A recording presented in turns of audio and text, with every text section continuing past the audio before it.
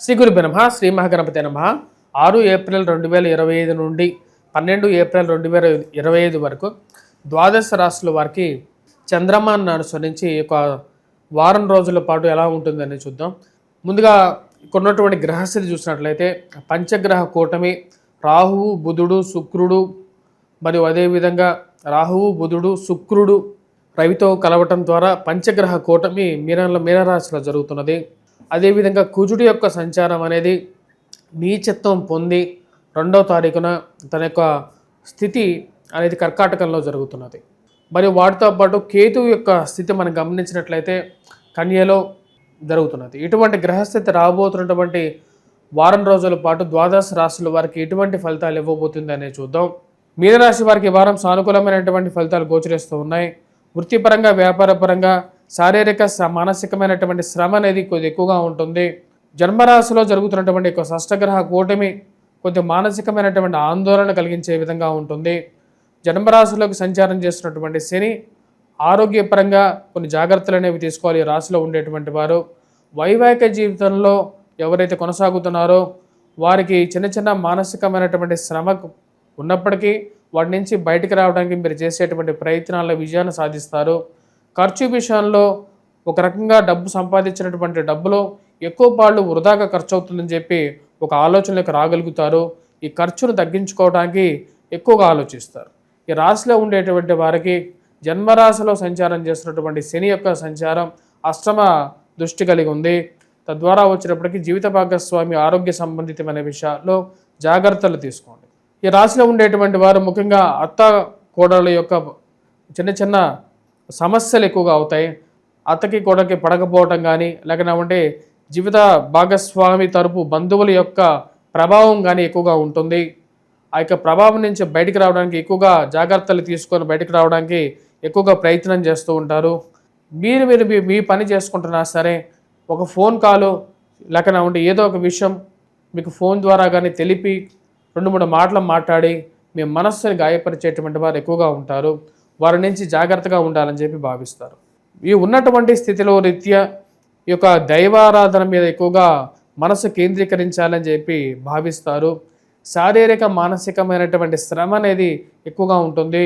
Investments చేసేటప్పుడు 1-2 సార్లు ఆలోచించి ఇన్వెస్ట్మెంట్ చేయాలని చెప్పి భావిస్తారు. అధికమైనటువంటి ఇన్వెస్ట్మెంట్ చేసేటప్పుడు ఈ రాశిలో ఉండేటువంటి వారు తగు జాగ్రత్తలు తీసుకోవాల్సినటువంటి ముఖ్యమైనటువంటి సూచన.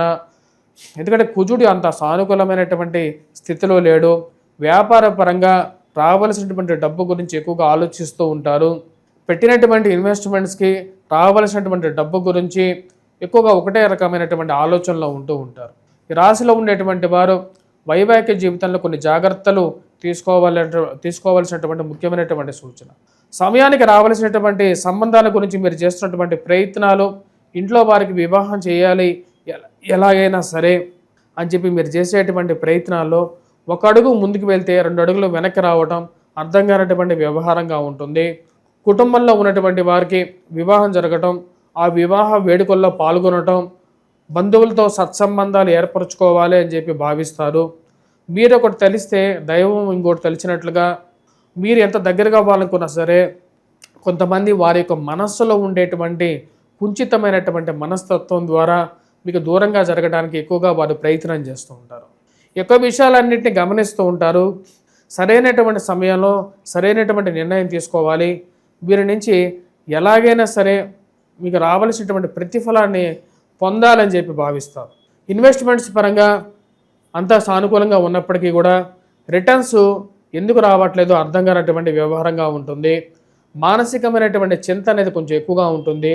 ఉద్యోగపరంగా శారీరక శ్రమ ఎక్కువగా ఉండటం అనేది అర్థం కానటువంటి వ్యవహారంగా ఉంటుంది. మీరు ఎంతో కష్టపడి చేస్తున్నప్పటికీ కూడా పని వేరే వాళ్ళు చేయాల్సినటువంటి పని కూడా మీరే చేయాల్సినటువంటి పరిస్థితి అనేది ఏర్పడుతూ ఉంటుంది. ఈ రాశిలో ఉండేటువంటి వారికి ఉద్యోగపరంగా స్థైర్యంతో కూడుకున్నదే ఉండాలని చెప్పి మీరు భావిస్తారు. కొంచెం ఊగిసలాటగా ఉండేటువంటి యొక్క ఉద్యోగ విషయంలో ఎక్కువగా భయాందోళనకు గురయ్యేటువంటి పరిస్థితి ఉంటుంది. నేను పెట్టినటువంటి ఇన్వెస్ట్మెంట్స్ గురించి ఒక ఆందోళన, మరి అదేవిధంగా ఇక ఉద్యోగపరంగా ఉంటుందా ఉండదా, ఇక ఉద్యోగం ఇక కంపెనీ ఉంటుందా లేదా అనేటువంటి కొన్ని మానసికమైనటువంటి సంఘర్షణలో ఉంటూ ఉంటారు.